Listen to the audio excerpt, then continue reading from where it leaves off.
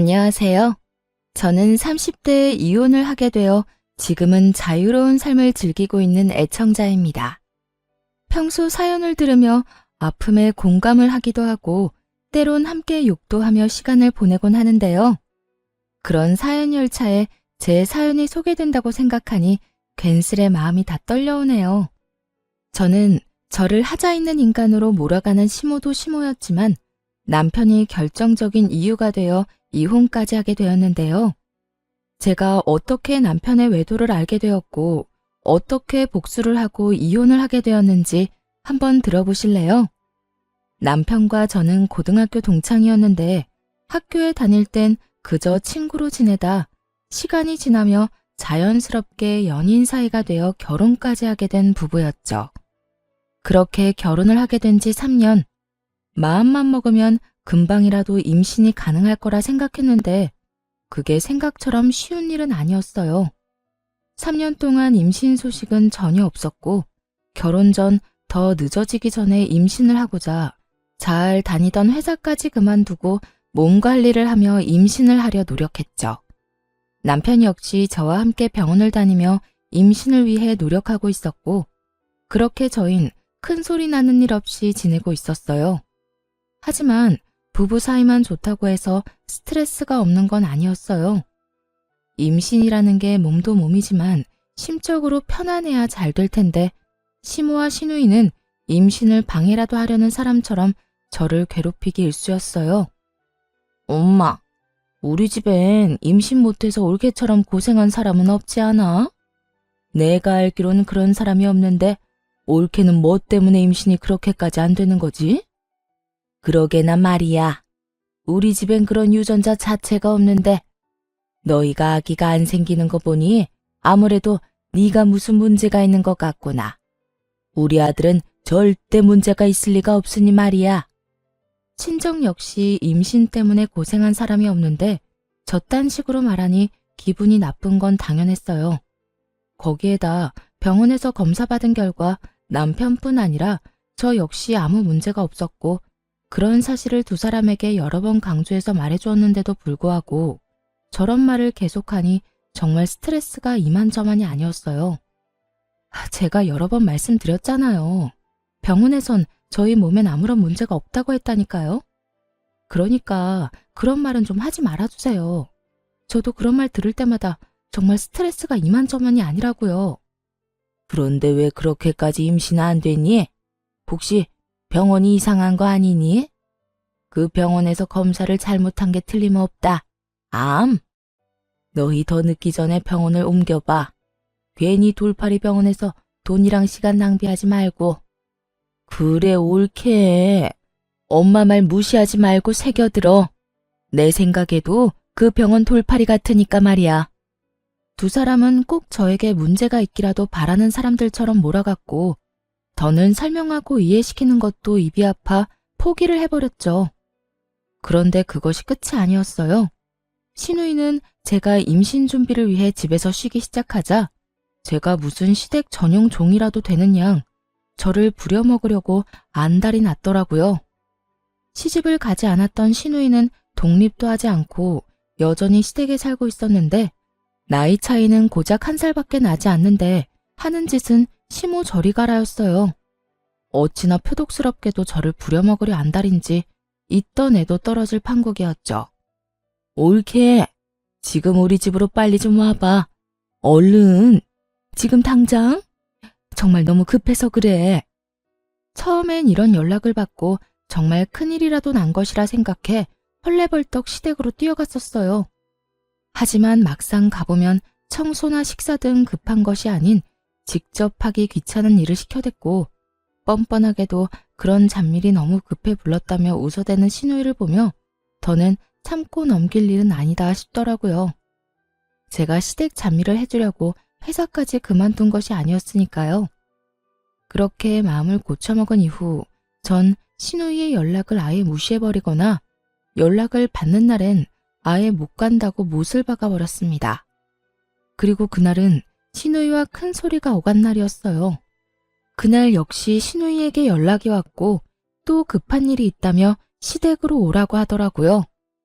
무시하는 것도 하루 이틀이고 바쁘다고 하는 것도 한두 번이지. 더는 이런 식으로 상황을 외면하는 것도 아니란 생각이 들더군요. 아예 이 싹을 뽑아버려야 한다는 생각이 들었어요. 그래서 전 좀 더 단호하게 제 생각을 말하기로 했죠. 옳게. 요즘 왜 이렇게 연락이 안 돼? 무슨 일 있어? 무슨 일 있는 건 아닌데 왜 그러세요? 왜 그러긴. 우리 집에 좀 오라고 전화했지. 집에 급한 일이 있어서 그러는데 지금 좀 빨리 와. 알겠지? 형님, 저도 바빠서 못 가요.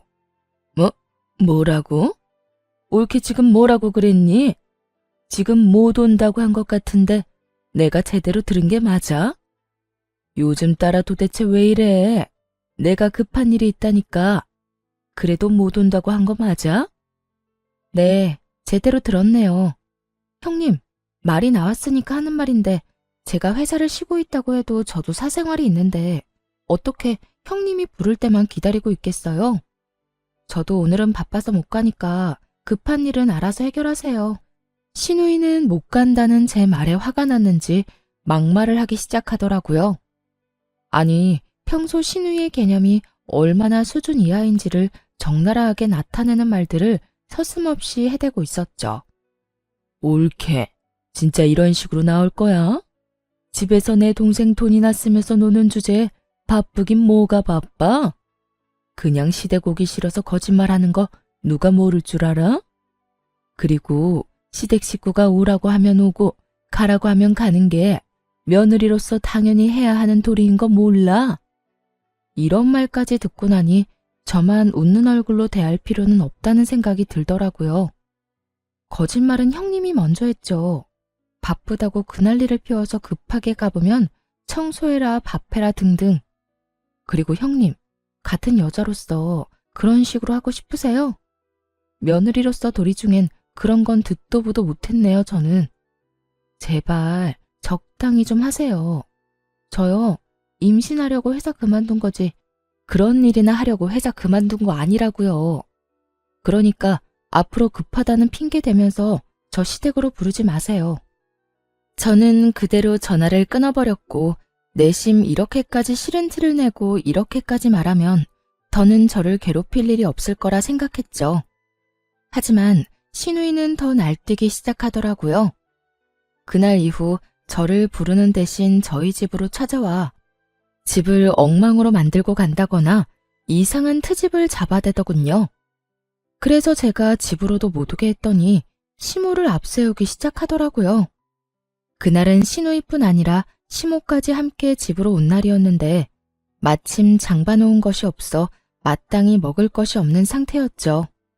자연스럽게 냉장고부터 열어보던 시모와 신우이는 텅 빈 냉장고를 보고 작정한 듯 잔소리를 하기 시작했어요.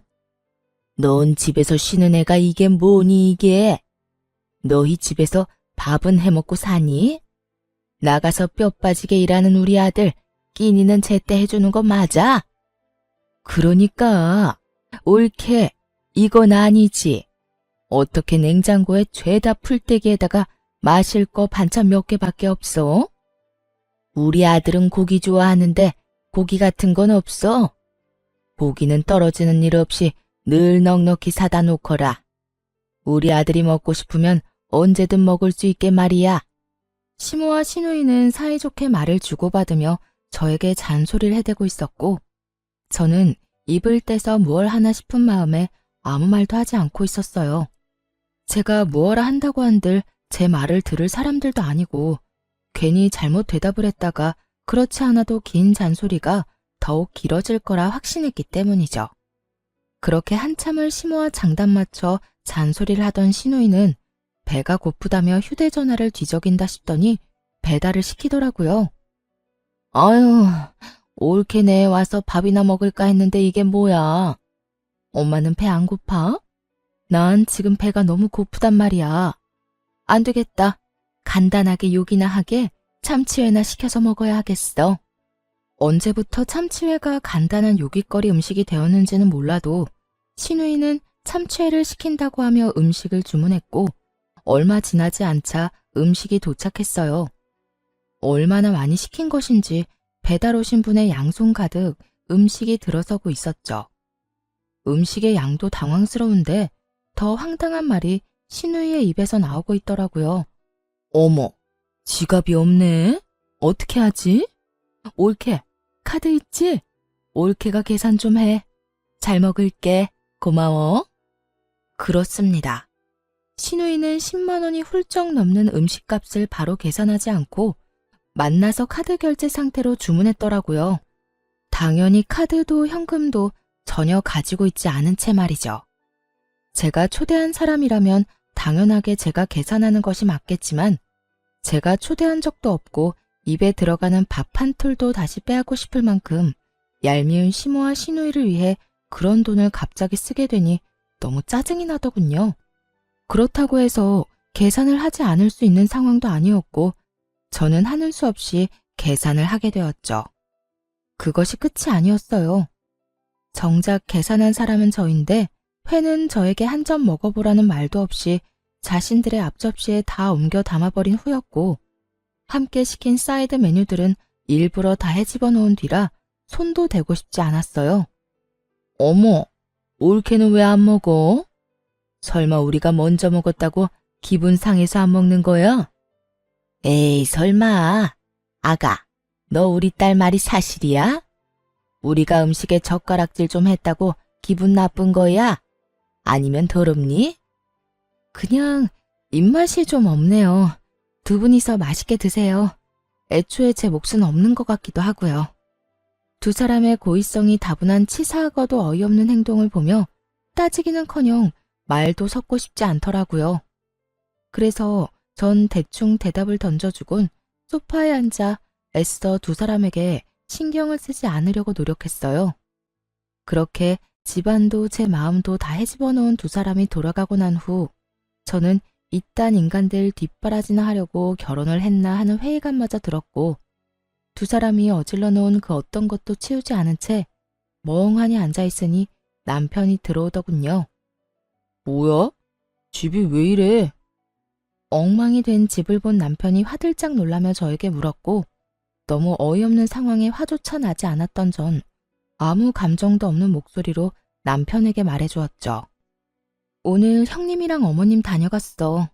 식탁 위에 음식물이랑 쓰레기는 형님이랑 어머님이 먹고 치우지도 않은 거고 나머지 집안 꼴도 두 사람이 다 헤집어 놓고 간 거야. 뭐? 우리 엄마랑 누나가? 심지어 오늘이 처음도 아니야. 형님은 자주 왔고 어머님은 형님만큼은 아니지만 가끔 형님이랑 올 때마다 이런 식이었어. 그래서 하는 말인데 당신이 해결 좀 해. 뭐? 내가? 나보고 어떻게 하라고. 전화를 하든 만나서 이야기를 하든 당신이 해결 좀 해. 난 더는 이런 식으로는 못 살 것 같아. 내가 당신을 사랑해서 결혼한 거지 이런 꼴이나 당하려고 결혼한 건 아니잖아. 이게 뭐야. 시댁 전용 하녀도 아니고. 뻑 하면 사람 불러서 부려먹는 것도 모자라서 그마저도 상황이 여의치 않으니까 연락도 없이 남의 집에 들이닥쳐서 사람 괴롭히는데 내가 언제까지 참고 살 수는 없지 않겠어? 그러니까 당신이 알아서 해결해. 남편은 언성을 높이지도 화를 내는 투도 아닌 저를 보며 상황이 더욱 좋지 않음을 느낀 것 같더라고요. 저를 대신에 큰 소리를 내며 휴대전화를 들고 밖으로 나가버렸으니 말이에요. 뭐? 심지어 이번이 처음도 아니란 말이야? 아, 정말 두 사람 다 왜 그러는 거야? 있어봐. 내가 통화 좀 하고 올 테니까 말이야. 이렇게 큰 소리를 치며 남편은 나가버렸고 저렇게까지 화를 내며 나갔으니 다 해결하고 돌아올 거라 생각했어요. 하지만 이런 제 기대와는 달리 통화를 끝내고 집으로 돌아온 남편은 들어오자마자 휴대전화를 내려놓으며 오히려 저에게 짜증을 내기 시작하더라고요. 당신, 내가 방금 누나하고 통화했는데 당신이 먼저 우리 누나 연락은 다 무시했다며? 우리 집으로 오라고 해도 바쁘다고 하고 끊어버리고 누나 말로는 당신이 먼저 말을 기분 나쁘게 했다고 하던데 그게 사실이야? 신우이는 사건의 시작이 어떻게 된 것인지는 쏙 빼먹고 딱 제가 본인에게 한 말과 행동만을 남편에게 전달했더라고요. 잘못은 시모와 신우이가 한 것인데 남편에게 짜증을 내는 것은 아니란 생각에 지금껏 참아왔는데 남편이 그 성의 없는 말투에 참아왔던 화가 끌어넘치더군요. 형님이 그래? 내가 먼저 연락도 무시하고 집으로 오라고 해도 가지도 않았다고? 내가 왜 그랬을 것 같아? 당신은 날 그렇게도 몰라? 내가 이유도 없이 그랬을 사람으로 보이냐고. 당신이 신경 쓸까봐 이때까지 말 안 한 건데 나 일 쉬기 시작하면서부터 형님 심심하면 나 불렀어.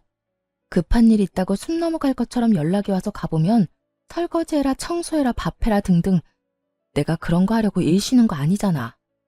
우리 임신 때문에 나도 그 좋아하던 내 일까지 그만두고 집에서 관리하는 거 아니야. 그런데 어머님이랑 형님은 그런 나를 불러서는 부려먹기 바빴다고. 형님이 그런 식으로 나오는데 당신 같으면 네네 하면서 연락받고 싶겠어? 저는 고함을 지르며 따져 물었고 남편은 제 말에 잠시 움찔하는가 싶더니 생각이란 없는 인간처럼 시댁 편을 들기 시작하더군요. 이유가 어찌 되었든 당신이 우리 누나 연락도 무시하고 말도 그딴 식으로 한 건 당신이 잘못한 거야. 누나가 그래도 당신보다 나이도 많고 손윗사람인데 그렇게 무시를 당했으니 기분이 좋을 리가 있겠어? 그러니까 당신이 적당한 때 봐서 우리 누나한테 사과해. 알겠어?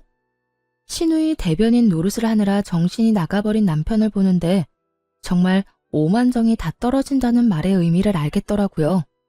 저에게 신우에게 사과를 하라며 우겨대는 남편을 보는데 사람이 어쩌면 그렇게 미워 보이는지 더는 마주하고 싶지도 않더군요. 그래서 전 시모와 신우이 때문에 엉망이 된 집을 손가락질하며 말했어요. 사과는 당신이나 하고 이 집 정리도 당신이 해. 뭐? 내가 왜? 내가 왜? 몰라서 물어? 이거 내가 어지럽혔어? 다 당신 엄마, 당신 누나가 이런 거잖아. 식탁 위에 저것들도 계산은 내가 했지만 난 한 입도 못 먹었고 이 집도 내 집이지만 내가 어지럽힌 건 단 하나도 없어. 당신 식구들이 이렇게 한 거니까 당신이 다 치워야 하는 건 당연한 거 아니야? 하여튼 난 절대로 못하니 당신이 알아서 처리해. 알겠어? 그렇게 저는 그대로 방으로 들어와 버렸고 밖에서 구시렁거리는 소리와 함께 치우는 소리가 들려오더군요. 그날 남편은 본인이 치운 거실에서 잠을 잤고 그렇게 저희의 사이는 점점 멀어지고 있었어요. 그때쯤부터 남편은 집에서 말도 거의 하지 않기 시작했고 전형적인 바람난 남자의 절차를 밟기 시작하더군요. 그런 남편의 모습을 보며 저는 수상하다고 생각했고 그런 생각이 짙어지던 찰나 고등학교 동창인 여자친구에게 전화가 오더라고요. 이 친구 역시 저와 똑같이 같은 고등학교 남자친구와 결혼을 한 친구였는데 할 말이 있다며 망설이는 것이 보통 일은 아니겠구나 싶더군요. 한참을 망설이던 친구의 입에서 나온 이야기는 제 예상을 훨씬 뛰어넘는 이야기였어요. 며칠 전에 남자애들끼리 동창회 한 건 알고 있어? 우리 남편도 다녀왔는데 글쎄 그 자리에 네 남편이 여자친구라면서 어떤 여자를 데리고 왔다더라?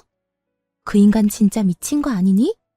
아무리 남자들끼리 모인 자리라고 해도 그 자리에 있는 남자애들 너랑 네 남편이랑 결혼한 거 다 아는데 그런 자리에 여자친구를 데리고 갔다는 것 자체가 제정신이 아닌 거야.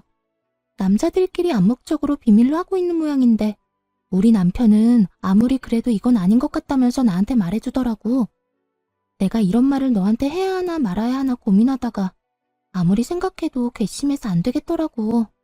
그러니까 너도 넋놓고 있다가 뒤통수 맞지 말고 뒷조사 하든 해서 준비 단단히 하고 있어. 충격이 크더라고요. 외도를 저지르고 있다는 사실을 알게 된 것도 충격이었지만 어떻게 상간녀를 데리고 동창회를 나갈 생각을 할 수 있는 것인지 정말 제 상식으론 이해가 되지 않더군요. 얼마나 내가 우스웠으면 그런 식으로 행동했을까? 분노가 머리 끝까지 차올랐죠. 동창생들 앞에서 소개하면 저도 모를 리가 없잖아요. 저에게도 동창생인 친구들인데 겁대가리를 상실한 건지 머리가 나쁜 것인지 아님 친구들에 대한 믿음이 깊은 것인지 이것도 저것도 아니라면 들켜도 상관없다 싶었는지 도무지 알 수가 없는 지경이었죠. 그 모든 것이 혼란스러운 상황 속에서도 확실해지는 것은 있었어요. 그 인간은 저와 이혼이 하고 싶어 환장한 인간이 분명했고, 전 그런 인간과 이혼을 해야 한다는 것 말이죠. 친구의 조언대로 흥신소에 의뢰해 남편의 뒷조사를 시작했고, 며칠 뒤 흥신소에서 전해드린 소식은 정말 통쾌하면서도 경악스러움 그 자체였어요. 이 정도면 거의 사기인데요. 그 상간녀 말인데요. 지금 남편한테는 부잣집 딸 행세를 하고 있고 남편분이 역시 그런 모습에 감쪽같이 속아 넘어간 것 같더라고요. 아니, 엄연히 말하자면 처음엔 부잣집 딸이 맞았었어요. 두 사람이 만날 때는 상간녀가 잘 나가는 집딸이 맞았는데 그 집안이 몇 달 전부터 부도 이야기가 나오더니 최근엔 거의 부도 직전이라고 하더라고요. 물론 상간녀는 이런 사실을 숨기고 여전히 부잣집 자식 행세를 하고 남편분한테 온갖 선물들을 뜯어내고 있고요. 대화를 들어보니 돈까지 받아 쓰고 있는 것 같던데요. 뭐 상간녀 말로는 주식에 돈이 다 묶여 있는데 지금 빼면 손해가 크다. 이런 식으로 남편분 속여서 돈을 받아내고 있는 것 같더라고요. 하여튼 자세한 내용이나 사진, 녹음 파일은 따로 보내드릴 테니 확인해 보시고 혹시나 더 필요한 거나 궁금하신 거 있으면 연락해 주세요. 들어보니 남편은 상간녀와 만난 지 적어도 반년은 더 되어 보인다고 하더라고요. 반년이라는 말에 충격이 클 수밖에 없었죠. 그땐 저와 사이도 좋을 때라 외도에 대해선 의심조차 하고 있지 않을 때였으니까요. 급격하게 줄어든 생활비와 그 못지않게 줄어든 말수에 의심은 하고 있었지만 그 의심이 현실로 돌아오니 생각보다 충격이 크긴 하더군요. 그러면서도 똑똑한 척은 혼자 다 하고 돌아다니더니 어디서 저런 사기꾼 같은 여자에게 홀려서 허황된 꿈이나 꾸고 있는 남편이 한심하기 짝이 없기도 했고요. 거기에다 더 어이없는 건 신우이였어요. 신우이 역시 남편의 허황된 꿈에 동참 중인 듯 했는데 사진을 보니 상간녀에게 잘 보이려 갖은 애를 쓰고 있더라고요. 함께 백화점을 다니며 상간녀는 쇼핑을 하고 신우이는 그런 상간녀의 물건을 계산해주는 것도 모자라 상간녀의 마음에 들기 위해 짐꾼 역할까지 하고 있더군요. 그 사진을 보는데 얼마나 웃었나 모릅니다. 거기에서 끝이 아니었어요. 남편과 상간녀 두 사람의 대화 녹음 파일도 있었는데 그 대화 내용도 가관이었죠. 자기야, 나 요즘 집사람이랑 사이도 좋지 않은 채로 유지 중이고 말도 제대로 안 한 지 꽤 됐어. 아마 조만간 자연스럽게 이혼 이야기가 나올 것 같아. 잘 됐지? 한껏 신난 남편의 목소리와는 달리 상간녀는 제가 느끼기에도 떨떠름한 목소리로 대답하더군요. 그래? 그런데 굳이 그렇게까지 해서 이혼하지 않아도 돼. 정 힘들면 굳이 이혼하지 말고 이대로 지내도 난 상관없어, 자기야. 에이, 그래도 이렇게 지내는 것보다 내가 빨리 정리하고 자기하고 당당히 만나다가 결혼하는 게 더 좋지. 그나저나 내가 다 정리하기만 하면 자기 부모님께 인사드릴 수 있는 건 맞지? 어? 그럼 당연하지. 그렇다면 하루라도 빨리 정리하는 게 맞지. 나도 회사 생활 지겹기도 하고 요즘 따라 힘들기도 해서 하루라도 빨리 때려치우고 우리 예비 장인어른 회사에 들어가서 좋은 자리 하나 맡고 싶단 말이야. 자기 아빠가 나 꽤 높은 자리 내주시겠지? 그렇지? 그렇겠지? 아마 자기 만나보면 괜찮은 자리 마련해 주실 거야. 그러니까 그런 걱정은 하지 말고 일단 다니는 회사 일이나 제대로 해. 그만둘 때 그만두더라도 평판이 좋아야 하니까. 우리 아빠 만나기 전까진 회사 열심히 다니란 말이야. 그럼 그런 건 걱정하지 마. 그렇지 않아도 당장이라도 사표 던지고 싶은 거 참고 또 참으면서 웃으면서 일하고 있어. 자기 말대로 다른 회사 가더라도 사람 일이란 건 혹시 모르는 일이고 평판이 중요하니까 말이야. 남편은 상간녀가 파트로 매주를 쓴데도 믿을 태세였고 상간녀는 정말 이혼까지 하고 회사를 그만둬버리면 자신이 남편을 꼼짝없이 책임져야 하니 그건 또 싫었을 거예요. 그렇다고 해서 지금 든든한 돈줄이 되어주는 남편을 버릴 순 없어 보이더군요. 교묘하게 이혼은 권하지도 않고 회사를 그만두면 안 된다는 말을 계속 반복하는 걸 보니 말이에요. 그렇게 대화만 들어도 저는 상간녀의 속마음이 다 들리는데 여전히 아무것도 모르는 남편은 격양된 목소리로 이런 말까지 하더군요. 에이, 진짜 당장이라도 집사람이랑 이혼해버리고 싶은데 얼마 안 되는 재산 정리도 좀 해야 하고 이것저것 잡음 없이 끝내려면 시간이 조금 걸릴 수도 있어. 그러니까 자기가 넓은 아량으로 조금만 더 기다려줘. 난 괜찮으니까 이혼도 너무 서두르지 마. 알겠지? 역시 우리 자기는 마음도 넓어. 남편의 신난 목소리를 듣고 있는데 그 순간 명의 이전 이야기를 했던 것이 떠오르더라고요. 결혼할 당시 집 명의를 제 명의로 했었는데 최근에 이런저런 핑계를 대며 명의를 이전해달라고 했던 것이었죠. 명의 이전은 생각지도 못한 일이라 귀등으로 듣고 생각해보자며 말을 돌리곤 했었는데 그때 생각해보니 남편에겐 다 계획이 있었더라고요. 저에게서 집을 뺏은 후 속 시원하게 저와 이혼하고 상간녀와 새 출발을 할 계획 말이에요. 그렇게 남편의 추악한 계획과 시누이와의 관계까지 모두 알게 된 저는 이혼 전문 변호사분을 만나 이혼을 준비하기 시작했고 이런 사실을 꿈에도 알지 못하는 남편과 시누이는 상간녀에게 잘 보이려 있는 돈 없는 돈 모두를 다 끌어다 쓰고 있더군요. 전 마음속으로 두 사람의 행보를 응원했고 제 이혼 준비가 끝날 즈음 남편이 집으로 회사 짐박스를 안고 들어오더라고요. 씩씩거리며 들어오는 꼴이 회사를 그만둔 듯 했어요. 그게 무슨 짐이야? 혹시 회사 그만뒀어?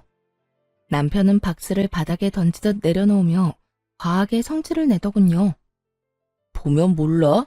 아, 진짜 짜증이나 죽겠어. 박 과장은 자기가 내 월급을 준다고 착각이나 하는가 봐. 나만 보면 시비에다가 나만 보면 못 잡아먹어서 안달이라니까. 그래서 상사랑 한바탕하고 그만뒀다. 이 말인 거네.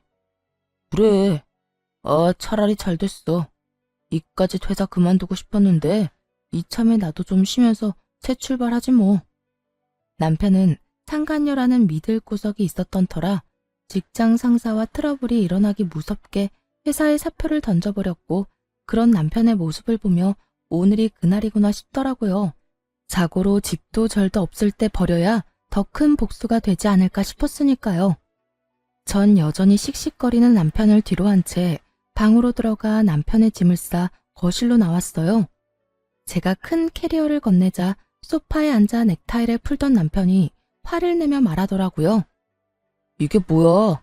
나 나가라고? 응, 나가. 당신 진짜 너무한 거 아니야? 아무리 당신이랑 상의 한마디 없이 회사를 그만뒀어도 그렇지. 어떻게 이런 식으로 가장을 내쫓으려고 할 수가 있어? 그렇게 상간녀에겐 이혼 노래를 부르더니 막상 저에게 쫓겨나는 건 자존심이 상하는 일이었던 건지 화를 막 내더라고요. 그 모습이 얼마나 기가 차고 어이가 없는지. 저도 모르게 코웃음이 다 나더라고요. 당신이 상의도 없이 회사 그만둔 거? 물론 그것도 문제가 있지. 그런데 설마 그런 걸로 내가 당신을 쫓아내겠어? 그러면 이 짐은 뭔데? 방금 나보고 나가라며. 응, 나가. 내가 지금 나가라는 건 당신이 단지 회사를 그만둬서 그런 게 아니라 당신이 바람을 피우고 있기 때문이야. 당신이 바람을 피우고 있는데 회사 그만둔 게 무슨 문제가 되겠어? 여보, 내가 바람이라니 무언가 오해를 하나 본데 나 그런 짓 절대 못하는 거 알잖아. 그런 짓은 절대 못한다는 인간이 내 뒤에선 내 등에 그렇게 비수를 꽂았어? 내가 정말 몰라서 이때까지 참은 줄 알아? 저는 고함을 질러버렸고 남편의 얼굴은 사색이 되어가더라고요. 제가 모든 사실을 안다는 건 계획에는 전혀 없던 일이라 어떻게 해서든 이 난관을 헤쳐나가 보려 갖은 애를 쓰더군요. 무슨 말을 하는 거야 도대체. 어디서 무슨 말을 들었는지는 몰라도 다 오해야. 당신은 나를 그렇게도 몰라? 나 당신뿐인 거 누구보다 당신이 더 잘 알잖아. 어째만 이렇게도 같은 말을 해대는 건지. 남편 역시 세상에서 여자는 저뿐이라는 듯 간절한 눈빛으로 거짓말을 해대고 있었고, 전 그런 남편에게 콧방귀를 뀌어주며 제가 듣고 본 사실들을 읊어주기 시작했어요. 당신을 잘 알긴 알지. 당신 남자들만 모이는 동창회 상간녀까지 모시고 갔더라. 남자들 우정도 참 별거 없지? 이렇게 금방 내 귀에 들어오는 거 보면 말이야. 그것뿐이야? 당신 누나도 그 여자랑 짝짝꿍이 맞던데? 백두기도 아니고 이 백화점 저 백화점 다니면서 돈을 물 쓰듯이 쓰던데? 당신이 그걸 어떻게... 누가 다 말한 거야? 당신 혹시 내 뒷조사했어? 뒷조사를 했든 앞조사를 했든 지금 어떻게 한지가 중요해? 내가 모든 사실을 다 알았다니까. 당신이 지금 부잣집 여자랑 적어도 6개월 전부터 만나왔단 거, 그 부잣집 여자한테 눈이 멀어서 나하고 어떻게 하면 이혼을 잘할 수 있을까 머리 굴리고 있는 거, 심지어 바람까지 피운 주제에 꼴랑 하나 있는 이 집도 나한테서 뺏어가려고 명의까지 가져가려고 했던 것까지 말이야. 참 대단하다 대단해. 그래도 우리가 연애부터 시작해서 결혼 생활까지 몇 년인데 나한테 이 집 넘겨주는 게 그렇게 아까웠니? 하물며 이 집 살 때 내 돈이 더 많이 들어갔는데. 남편은 제 말에 더는 할 말이 없는지 제 눈치를 살피다 깊은 한숨을 길게 내쉬더라고요. 그리고는 이내 지금까지 보였던 눈빛과는 전혀 다른 눈초리로 절 보며 이렇게 말하더군요. 그래, 아까웠다 아까웠어. 당신 돈이 얼마나 많이 들어갔든 어쨌든 내 돈도 들어갔고 집값도 그만큼 올랐는데 안 아깝겠어? 그래서 어떻게 해서든 명의 내 명의로 옮겨오고 자연스럽게 이혼하려고 했었다. 그게 그렇게 잘못한 일이야? 사람이라면 전부 자기 이득부터 따지기 마련이야. 나도 자연의 이치에 따라 내 이득 좀 따지겠다는데 그게 왜? 남편은 무엇이 잘못된 것인지 전혀 알지 못하는 눈치였어요. 애초에 저와 남편의 사이에서 제일 큰 문제는 남편이 저를 배신하고 다른 여자를 만났다는 것인데, 그것에 대한 언급은 단 한마디도 없이 오로지 집 이야기, 이득 이야기만 한 걸 보니 말이에요. 당신 머릿속엔 지금 돈밖에 없어? 오로지 이득, 돈, 재산 이런 거밖에 없냐고. 당신 이득 따지는 거 가지고 내가 이래? 지금 우리 사이의 문제는 당신이 나하고 검은 머리가 팥뿌리가 될 때까지 잘 살아보자던 약속을 어기고 다른 여자한테 홀려서 나를 버리겠다는 계획을 세운 게 문제라는 거야. 당신이 날 배신했다는 게 문제라고. 검은 머리 팥뿌리가 될 때까지 잘 살아보자. 요즘 세상에 그걸 지키고 사는 부부가 몇이나 된다고 이래? 다들 밖에서 마음 맞는 이성 친구 한두 명씩은 두고 스트레스도 풀고 그러고 산다고. 그걸 보고 버렸다, 배신이다, 그러면 안 되지. 다 순리대로 지내다 보니 어쩔 수 없이 일어난 일들이라고. 뭐? 순리? 언제부터 불륜이 당연한 흐름이 되었니? 네가 사는 세상이 어떤 세상인지는 모르겠지만 내가 사는 세상엔 불륜은 당연한 게 아니거든? 당신 어쩌다 인간이 이렇게까지 변했어? 어쩌다 인간이 이렇게까지 파렴치한이 됐냔 말이야. 지금 그런 게 중요해? 아, 다 됐고 당신도 나한테 더는 미련 없지? 나도 당신한테 감정 사라진 지 오래야. 이 빌어먹을 집 때문에 당신이랑 계속 살았던 거지 당신한테 마음이 있어서 같이 살았던 게 아니라고. 차라리 잘 됐지 뭐.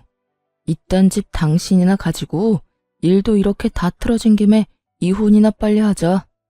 당신이랑 이혼하고 그 여자랑 결혼만 빨리 하면 이까지 집값이야 껌값인데 뭐.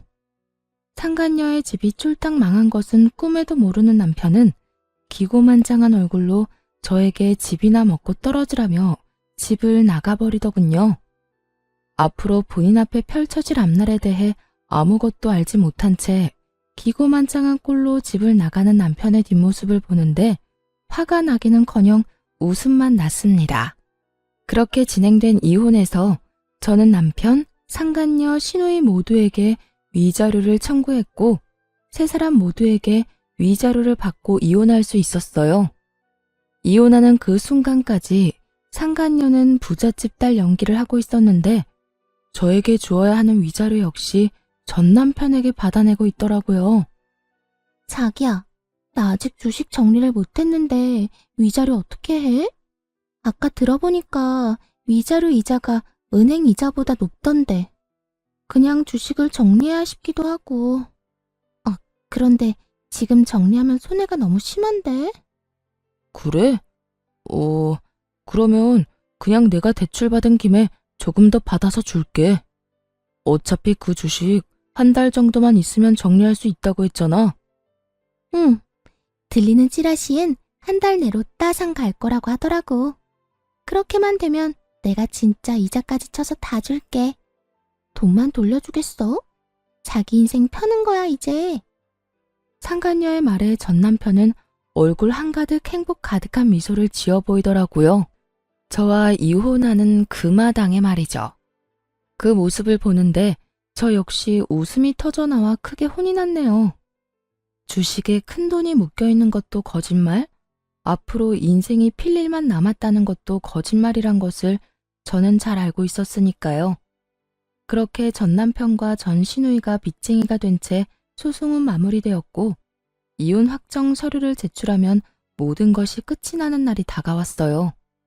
전 남편은 서류를 제출하려던 저를 기다리고 있었는데 그 몰골이 말이 아니더라고요.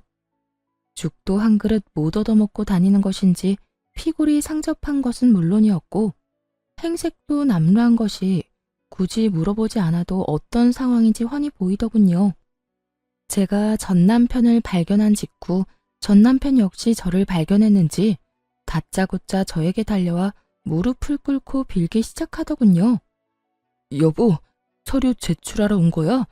이 서류 제출하면 우리 진짜 끝인 거 알고는 있지. 잘 알고 있지.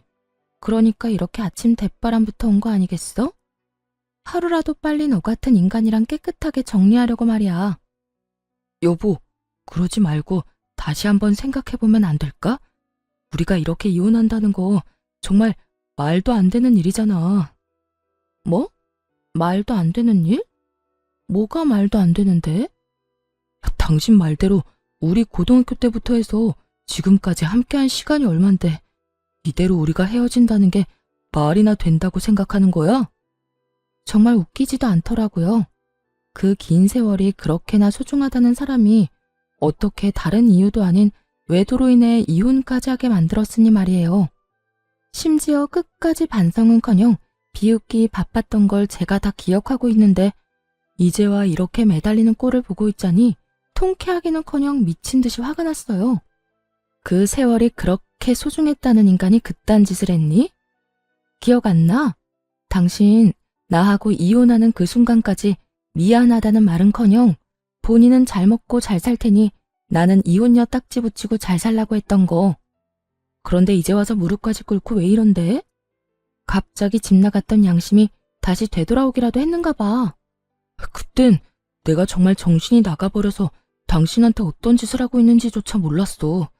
나 사실 당신이랑 그렇게 이혼하고 나 당신 많이 그리웠어. 나한테 당신이 정말 없어서는 안 될 존재라는 것도 알았고 오로지 당신만이 내가 사랑할 수 있는 여자란 걸 깨달았지 뭐야. 깨닫기는 개뿔. 상간녀의 집이 쫄딱 망해버려 쥐뿔도 없는 상황이란 걸 전 남편은 알게 되었고 전 남편은 상간녀를 닥달하기 시작했다 하더군요. 손해볼 것이 하나 없는 상간녀는 헤어지자는 말과 동시에 받았던 돈은 한 푼도 갚지 않고 도망을 가버렸다는 소문을 이미 다 전해들어 알고 있는 상태였죠.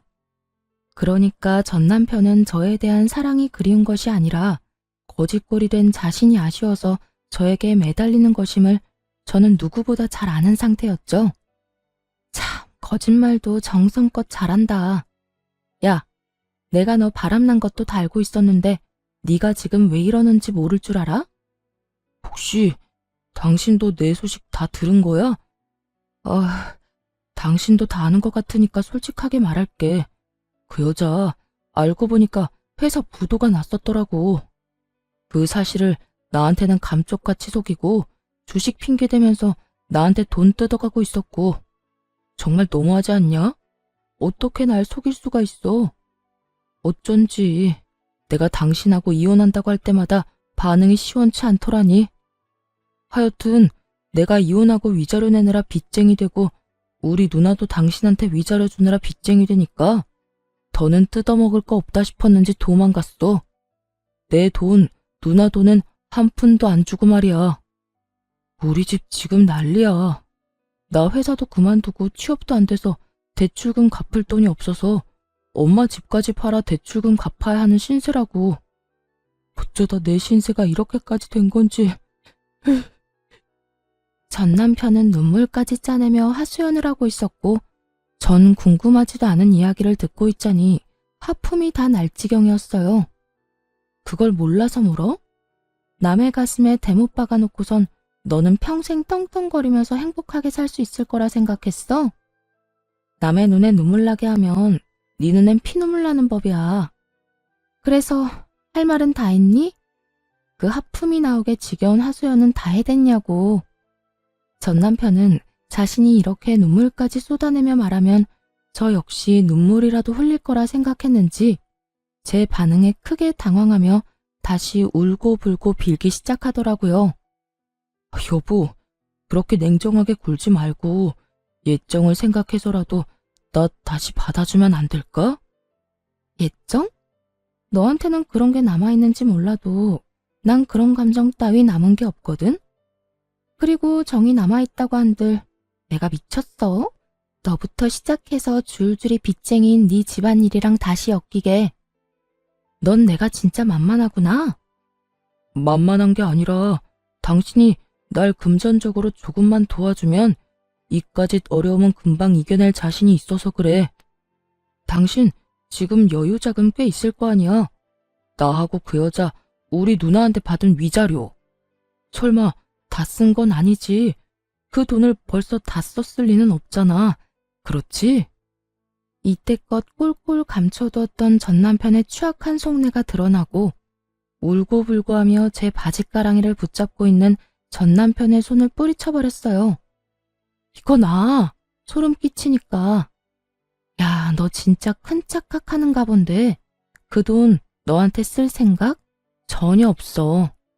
그러니까 남의 돈에 군침 그만 흘려.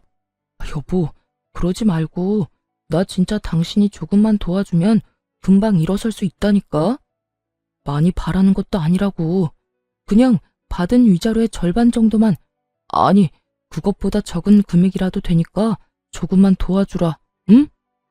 상간녀를 상대로 헛된 꿈을 꾸던 전 남편은 이젠 저를 상대로 헛된 꿈을 꾸는 듯 했어요. 자신이 저딴 식으로 눈물 콧물 흘리며 매달리면 제가 당연히 받아줄 거라 생각하는 듯 했으니까요. 정말 착각은 자유라고들 하지만 이 정도 현실 가능성이 없는 착각에 저를 끌어들인다는 사실 자체가 기분이 슬슬 나빠져 오더군요. 야, 그 말도 안 되는 착각에 날 끌어들이지 말아줄래? 그 꿈 같은 계획은 잠잘 때나 꾸고 현실에선 네가 한 짓에 대한 벌 제대로 받아. 알겠어? 여보 제발. 나 진짜 큰일 나. 한 번만 받아주라.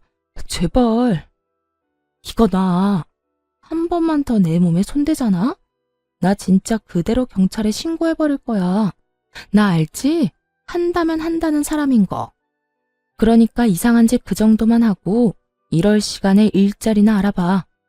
돈은 자기 손으로 벌 생각을 해야지 남의 재산 탐내다가 그 모양 국볼이 돼놓고도 아직도 정신을 못 차렸어? 네 일은 네가 알아서 해결해.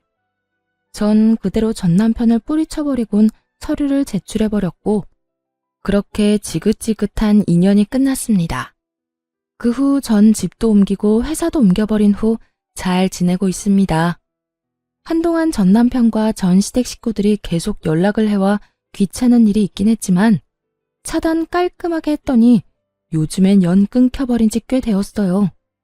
새로운 회사에서 일하기 시작한 지 1년이란 세월이 지났고 이제 적응도 되어 아주 만족스러운 삶을 살고 있어요.